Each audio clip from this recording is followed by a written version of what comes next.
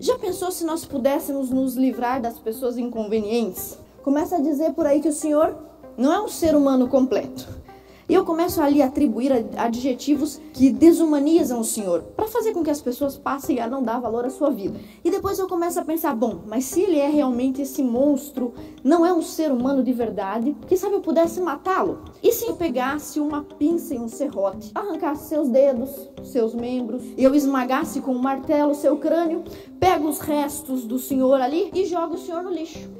E eu publico, então, uma cartilha de atenção humanizada. Uma cartilha de como lidar com seres humanos indesejáveis. São coisas como essas que estão acontecendo sob a tutela de alguns órgãos, inclusive no nosso estado de Santa Catarina.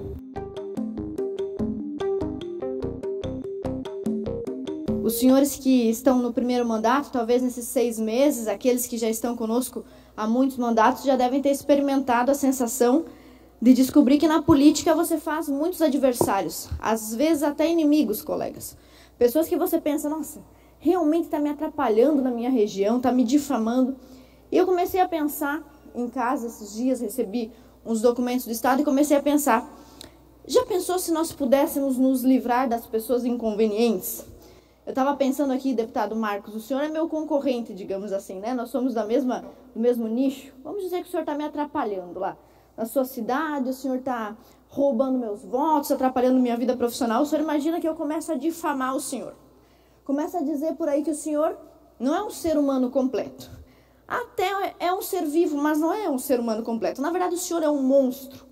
E eu começo ali a atribuir adjetivos que o despersonalizam, que desumanizam o senhor, para fazer com que as pessoas passem a não dar valor à sua vida.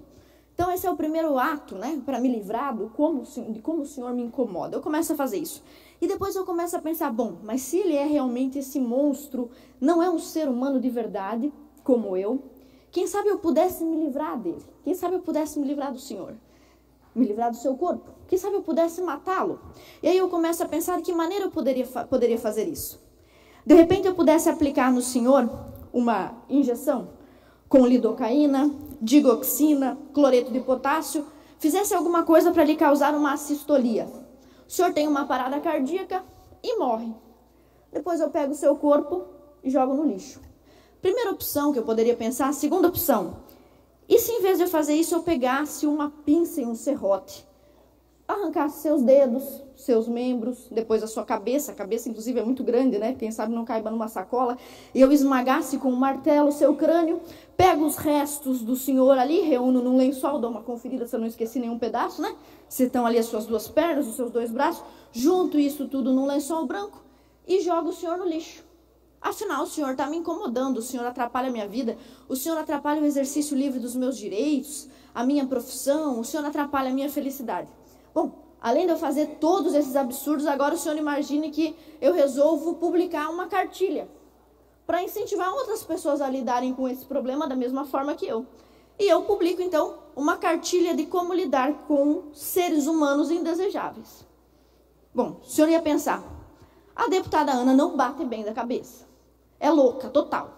Eu tenho que internar essa mulher, vou me interditar, vou entrar na justiça, denunciar no Ministério Público, para começar na comissão de ética, né? Para começar.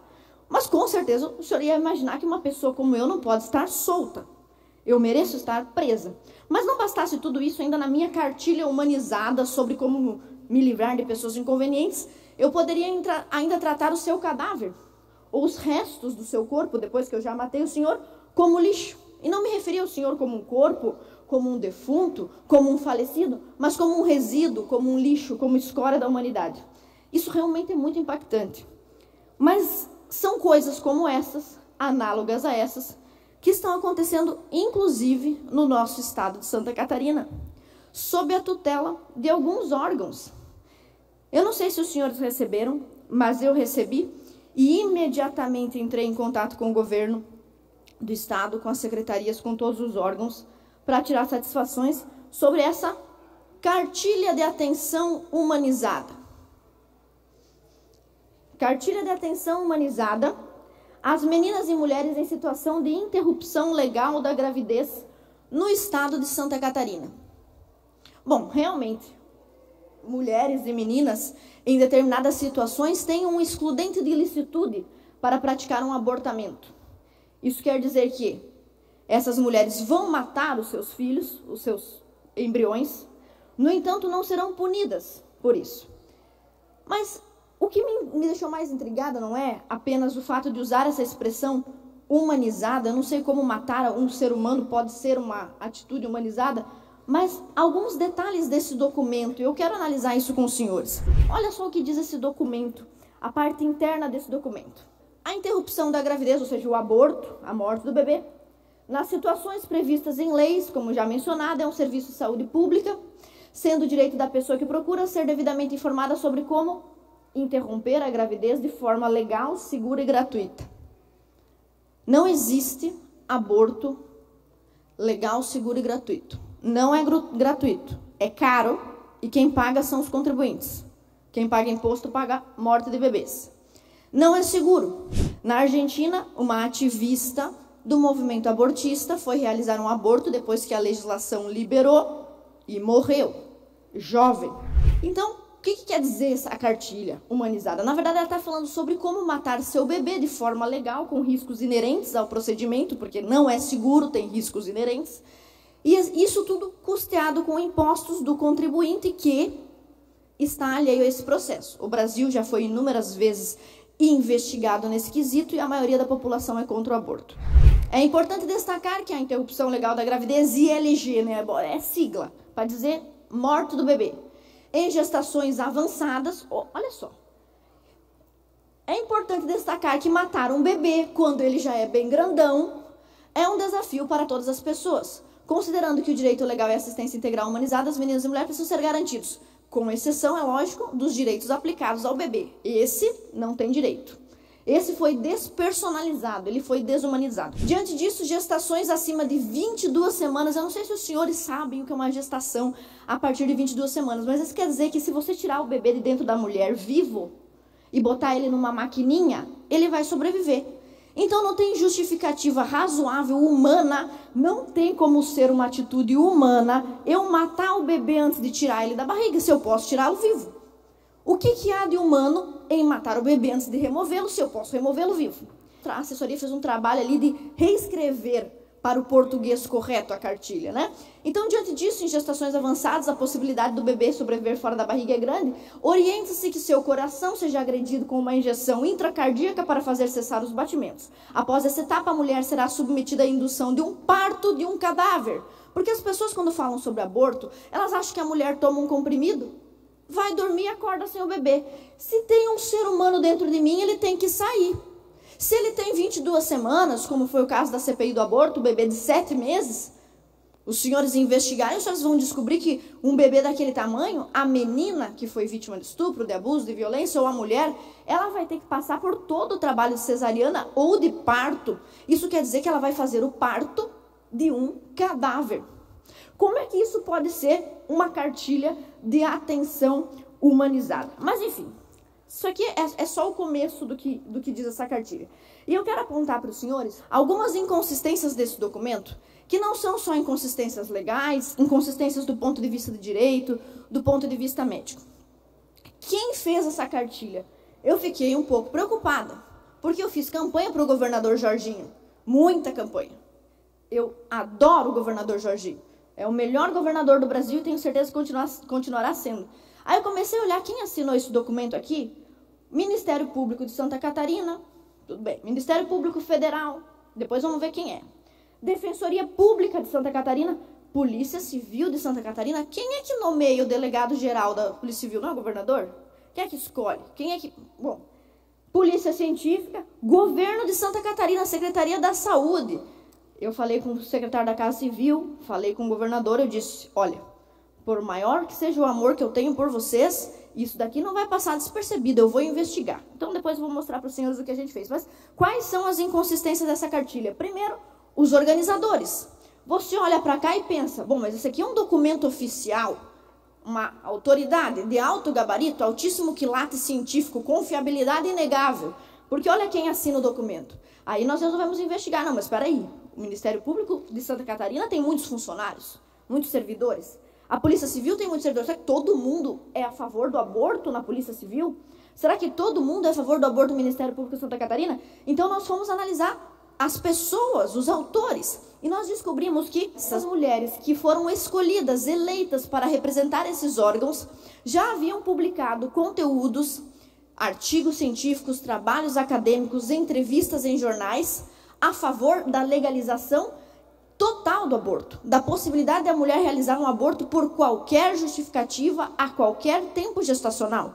Por exemplo, me casei, me arrependi, meu marido foi embora com outra, estou com 39 semanas de idade gestacional, o bebê está desse tamanho, o meu está pequenininho ainda, mas vamos supor que tivesse grandão. Ah, não quero mais esse bebê. Com 39 semanas eu poderia procurar um hospital público, pago com o dinheiro do contribuinte, para matar o meu bebê de 39 semanas. Muitas dessas autoras que estão assinando em nome dos órgãos vinculados ao Estado ou à nação são ativistas do aborto, ativistas da legalização total e restrita do aborto. Esse foi o primeiro problema que nós identificamos. Qual é o outro problema que nós identificamos aqui? Duas participantes que assinam essa cartilha, duas senhores, estavam envolvidas diretamente, os seus nomes constam nos documentos da CPI do aborto, estavam envolvidas diretamente no abortamento daquele bebê de 7 meses, quando o Estado de Santa Catarina oficialmente pegou um bebê de 7 meses e matou, e depois fez o parto de um cadáver. Duas delas estão relacionadas a esse caso que nós investigamos na CPI do aborto. Percebemos também que nenhuma entidade relacionada aos direitos da criança do nascituro foi ouvida, ninguém. Só foram consultadas autoras feministas, quase todas. E por último, nem o Conselho Regional de Medicina foi ouvido para produzir um documento de saúde. Como é que pode um negócio desse? Se os órgãos de medicina técnicos não foram ouvidos, é óbvio que o documento vai ter um montão de problemas técnicos, né, do ponto de vista da saúde, e tem mesmo. Não fala sobre limite de idade gestacional, está dizendo que você pode abortar um bebê até a 39ª semana e 6 dias. O bebê está desse tamanhão, 4 quilos, você pode abortar o bebê. Não coloca restrição absolutamente nenhuma, sendo que nós sabemos que um bebê de 26 semanas, senhores, já tem 82% de chance de sobreviver fora da barriga da mãe. Então, se aquele bebê está incomodando a mãe, eu corto a barriga da mãe, eu faço um parto induzido, tiro o bebê e boto para longe. O deputado Massoco, na campanha, ele me incomodou um pouco, né, deputado Massoco? A gente brigava um pouco. Sabe o que eu fiz? Eu me afastei do deputado Massoco. Eu não fui lá desmembrar e envenenar ele com uma solução salina. Eu me afastei dele. Bom, então esse documento não fala sobre idade gestacional, não fala sobre limite de idade gestacional.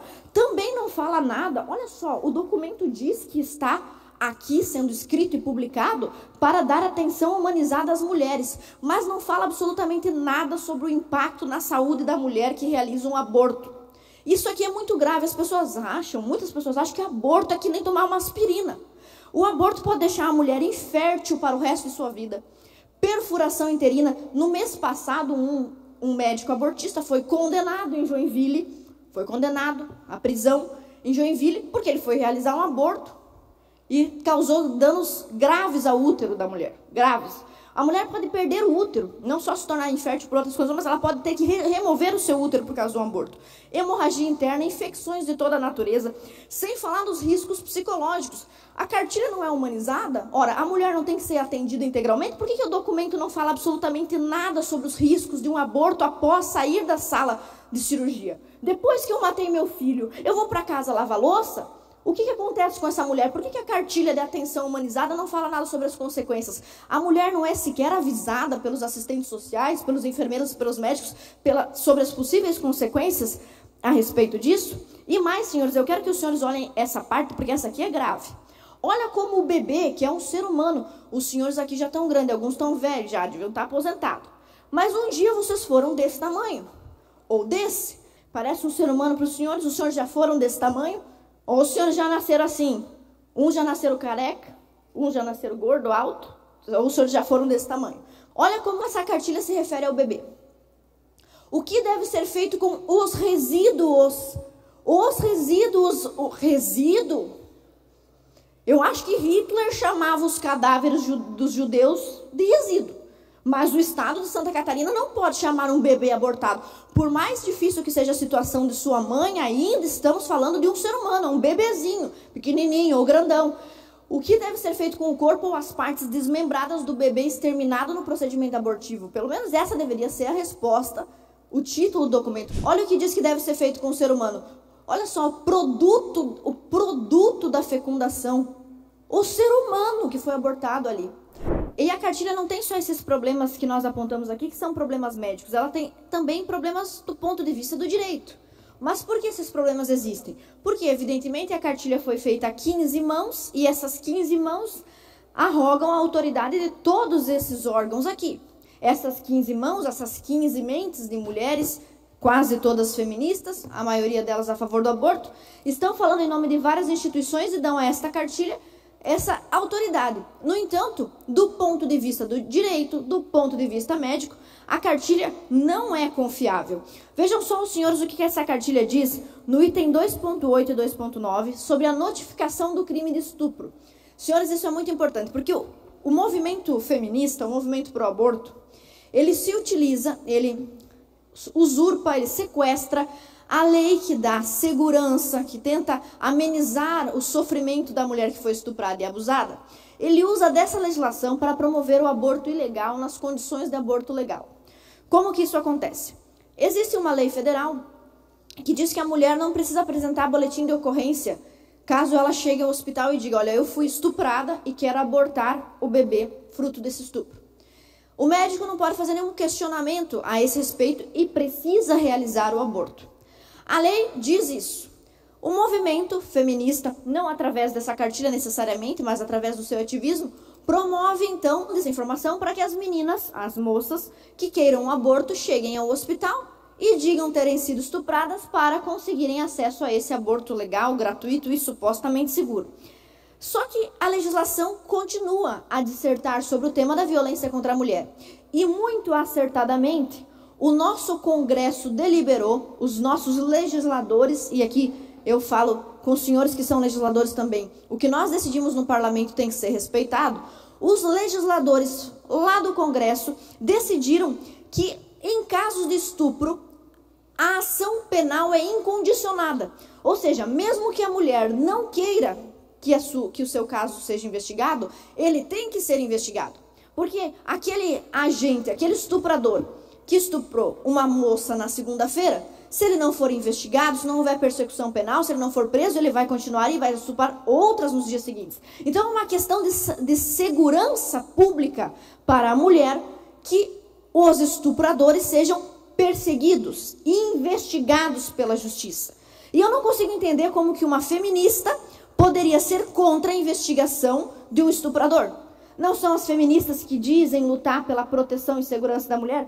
Pois bem, nesta cartilha de atenção humanizada, no item 2.8 e 2.9, as mulheres que idealizaram esse documento tentam discorrer que o sigilo profissional do médico, erroneamente elas discorrem isso está escrito nessa cartilha, é superior à legislação que diz que esta é uma ação penal incondicionada, que tem que ser investigado. Se a mulher não quiser ser exposta ou revitimizada, ela pode não ser ouvida no processo. Mas o médico que recebeu dentro do sistema público de saúde uma mulher que diz: eu fui estuprada, esse médico tem a obrigação, ele precisa notificar compulsoriamente. É isso que diz a lei federal. A lei federal diz: se você sabe que uma mulher foi estuprada, você deve notificar compulsoriamente.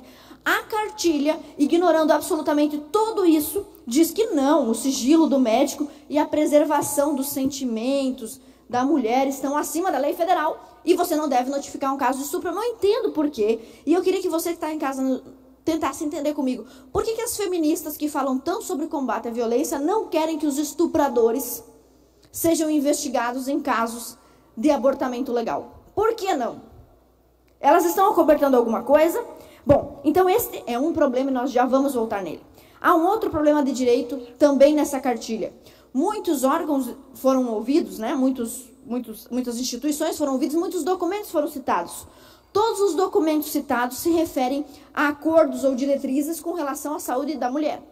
Absolutamente nenhum documento voltado à proteção da criança e do adolescente, ao direito do nascituro, ao direito à vida. Absolutamente nenhum desses documentos foi citado. Ninguém citou a Convenção Americana de 69, o marco legal da primeira infância do Brasil de 2016, porque quando foi feito o marco legal da primeira infância, foi um alarde no Brasil que esse documento era um grande baluarte dos direitos humanos, e quando vai fazer uma cartilha sobre direitos humanos, não atende o que preconiza o marco legal da primeira infância.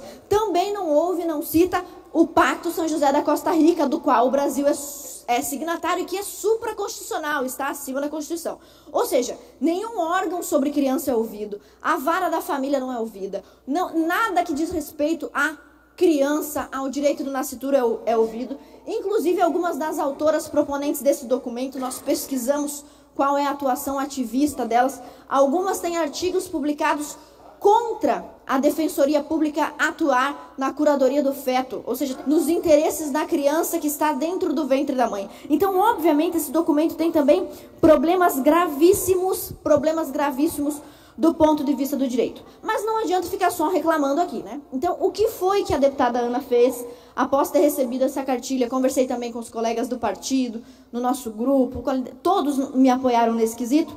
Eu enviei alguns pedidos de informação e alguns requerimentos. Mandamos um requerimento, um questionamento ao Ministério Público de Santa Catarina, sem resposta até o momento. Nós mandamos um pedido de informação à Secretaria do Estado de Santa Catarina de Saúde, a Secretaria de Saúde de Santa Catarina, e eu fiquei um pouco decepcionada com o posicionamento. Eu torço para que essa resposta tenha sido redigida por um estagiário, porque eu tenho certeza absoluta que o nosso governador é uma pessoa que defende a vida desde a concepção. Não tenho nenhuma dúvida disso. O governador Jorginho jamais concordaria com algo assim. Mas eu acho que talvez o estagiário respondeu o nosso pedido de informação que foi mandado para a Secretaria do Estado. Confirmou que as mulheres que estão aqui representando a Secretaria foram autorizadas pela Secretaria. E quando eu questionei sobre a notificação compulsória, eu perguntei à Secretaria: vocês sabem que é obrigatório notificar casos de estupro para que seja investigado pela Polícia Civil? Infelizmente, a resposta que eu recebi da Secretaria foi de que essa questão estava abaixo da harmonia dos poderes. Ou seja, senhores, o que os deputados decidem, o que a lei federal decide, está abaixo do acordinho, da reuniãozinha de mulheres aqui. Mas nem tudo é notícia ruim. Muita coisa boa no governo Jorginho, e eu fiquei bastante impressionada e estou muito feliz, e já concedo a parte ao deputado Massoco. O governador, assim que tomou conhecimento dessa cartilha, imediatamente ele já se manifestou dizendo que essa cartilha não pudesse sequer ser imprimida. Essa cartilha não há investimento público, não há investimento do governo estadual, e com certeza o nome do Estado de Santa Catarina não pode ser levado nessa cartilha, uma vez que, se for levado, envergonhará. E, como você bem citou aí, muitos membros não fazem parte do governo, mas as pessoas que fazem parte do governo precisam ser analisadas, que estão nessa cartilha. Nós enviamos também um pedido de informação ao delegado-geral da Polícia Civil. Não sei qual é a posição ideológica dele, não sei nada disso, mas ele respondeu de uma forma muito satisfatória, e acredito que esse deve ser o posicionamento de todos os órgãos vinculados a este governo, que é o governador Jorginho. O delegado-geral respondeu que já enviou um ofício ao Ministério Público solicitando a retirada da logo da Polícia Civil daqui, porque não concorda com os termos, principalmente estes termos acerca da notificação compulsória. E mais, a delegada da DPCAM ainda faz um alerta, que fica também um alerta para o governo. Ela diz o seguinte: esse documento ele foi eleito, né, ele foi votado por um conselho. E o problema é que dentro deste conselho existe uma maioria de conselheiras que são não governamentais. E não há paridade dentro desse conselho entre os membros indicados pelo governo e da sociedade civil, as ONGs, etc. Então ela ainda faz uma queixa, e fica então também esse alerta para o governador. Isso foi o que nós fizemos, inquirimos, perguntamos, e a partir de agora vamos continuar conversando com o governador para que esta cartilha jamais receba o aval da Secretaria da Saúde, que ainda não recebeu, e que não receba de fato, e que a nossa Secretaria da Saúde finalmente produza ela mesma uma cartilha digna dos direitos humanos.